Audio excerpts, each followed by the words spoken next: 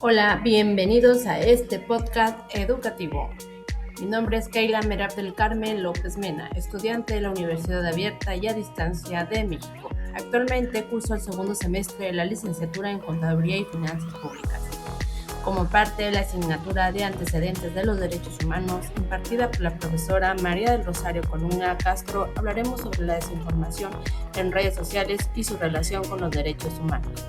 El objetivo principal es analizar cómo la información falsa o engañosa puede afectar derechos como la libertad de expresión, el acceso a la información, la privacidad y la participación ciudadana.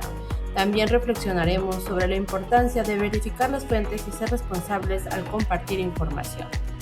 Acompáñame a conocer cómo la desinformación representa un reto para los derechos humanos en la era digital. Bueno, ¿y qué es la desinformación? Para comenzar debemos entender qué significa desinformación. Es la difusión de información falsa, engañosa o manipulada que puede provocar que las personas tengamos una percepción equivocada de la realidad.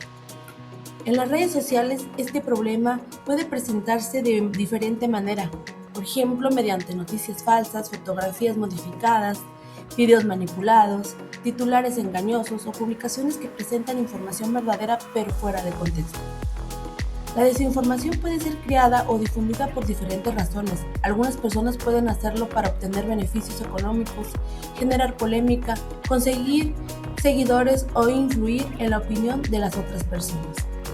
La UNESCO ha señalado la importancia de enfrentar la desinformación, promover un entorno digital en el que exista acceso a la información confiable al mismo tiempo que se protejan los derechos humanos. Principales factores de desinformación. Existen varios factores que favorecen la propagación de la desinformación. El primero es la facilidad para crear y compartir contenido.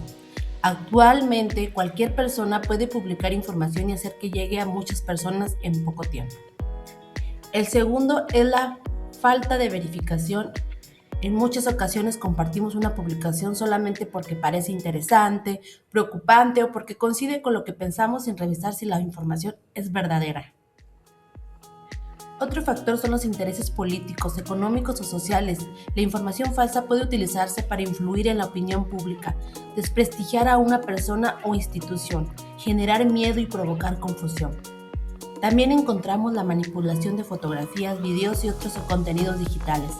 Las nuevas tecnologías permiten modificar fácilmente imágenes y crear contenido que puede parecer real, pero no lo es. Finalmente, están los algoritmos de las redes sociales que pueden favorecer la difusión de contenido que genera muchas reacciones, comentarios compartidos. ¿Y quiénes son los afectados? Esta problemática puede afectar a diferentes personas de sectores de la sociedad. En primer lugar, están los usuarios de las redes sociales, porque pueden recibir información falsa y tomar decisiones basadas en ella. También puede verse afectado el periodista y medios de comunicación, especialmente cuando se difunde información falsa que afecta su credibilidad. Otro de los grupos que también son afectados son las instituciones públicas o privadas, ya que una noticia falsa puede afectar la confianza que las personas tienen en ellas. Además, pueden verse afectadas personas específicas o grupos sociales cuando se difunden fotografías, datos personales, acusaciones falsas o contenidos que pueden provocar discriminación, ataques o daños a su reputación. Por esta razón, la desinformación no es solamente un problema de Internet, puede tener consecuencias reales en la vida de las personas y en la sociedad. Para fundamentar este tema se pueden considerar diferentes instrumentos jurídicos y fuentes académicas. En México, la Constitución Política de los Estados Unidos Mexicanos establece derechos relacionados con la libertad de expresión, el acceso a la información y la protección de datos personales. También encontramos la Ley Federal de Protección de Datos Personales en posesión de los particulares y la Ley General de Protección de Datos Personales en posesión de sujetos obligados, que establecen disposiciones para proteger los datos personales. A nivel internacional, podemos mencionar la Declaración Universal de los Derechos Humanos de las Naciones Unidas y los documentos de las oficinas del Alto Comisionado de las Naciones Unidas para los Derechos Humanos relacionados con los derechos humanos y la era digital y el derecho a la privacidad. Para conocer la importancia de este problema, la UNESCO realizó en el 2023 junto a Ipsos una encuesta de 8,000 personas de 16 países.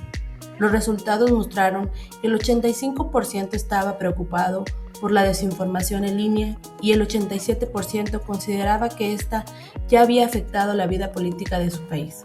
Estos datos muestran que la desinformación no es un problema menor, ya que puede influir en nuestras opiniones, afectar la participación ciudadana y tener consecuencias en procesos electorales. Por ello es importante combatir la desinformación sin afectar la libertad de expresión y los derechos humanos. También debemos desarrollar un pensamiento crítico y verificar la información antes de compartirla. Para enfrentar esta problemática considero que debemos realizar 3 acciones. La principal es verificar la información antes de compartirla. Antes de compartir una noticia, imagen o video debemos revisar quién la publicó, cuándo fue publicada y si la información aparece también en fuentes oficiales o medios confiables. La segunda es fortalecer la educación digital.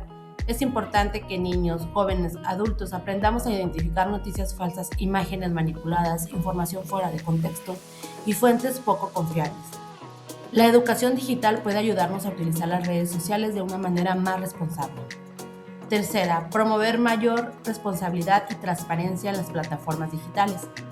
Las redes sociales deben contar con mecanismos adecuados para reportar contenido engañoso y proporcionar información clara sobre cómo se recomienda y distribuye el contenido. Sin embargo, estas medidas deben aplicarse respetando la libertad de expresión y la de los demás derechos humanos. Estas acciones requieren participación de los usuarios y las instituciones educativas, las autoridades, los medios de comunicación y las plataformas digitales. Como reflexión personal, desde mi punto de vista, la desinformación en redes sociales es un problema que debemos tomar con mucha responsabilidad. Considero que no debemos creer automáticamente todo lo que vemos en Internet. Aunque la publicación parezca verdadera o haya sido compartida muchas veces, también creo que combatir la desinformación no significa impedir que las personas expresen sus opiniones. Es importante proteger la libertad de expresión, pero también debemos aprender a distinguir entre una opinión y una información falsa presentada como si fuera verdadera. Como usuario tenemos una responsabilidad individual y social.